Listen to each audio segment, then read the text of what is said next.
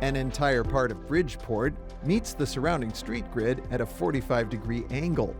That's because, like those former Native American trails, it predates the grid.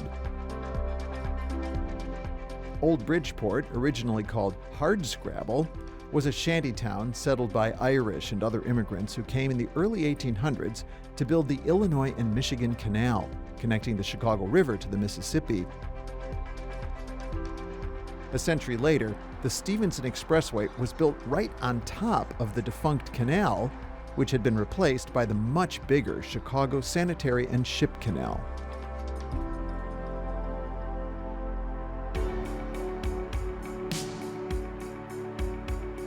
Other grid breakers are more recent and more disruptive.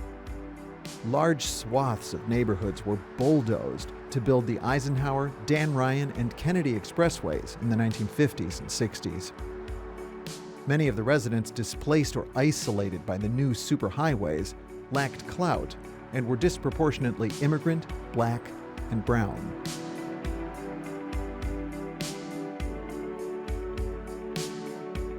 Another marker of inequity is easily seen from the air. Many wealthier neighborhoods have lush canopies of street trees.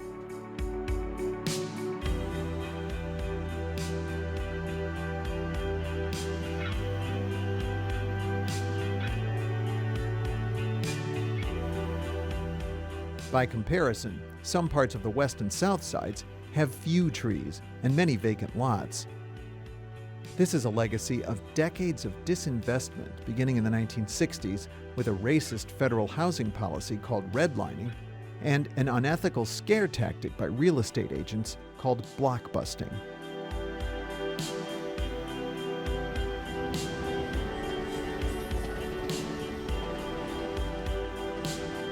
Other neighborhoods were wiped out altogether by urban renewal, another 1960s-era policy that mainly targeted people of color. Sandburg Village, which turns its back on LaSalle and Clark Streets and orients inward to park-like promenades, replaced a Puerto Rican barrio nicknamed La Clark on the doorstep of the wealthy Gold Coast. After being displaced, some former residents of La Clark transformed a street gang called the Young Lords into a political organization to fight for Chicago's Puerto Ricans.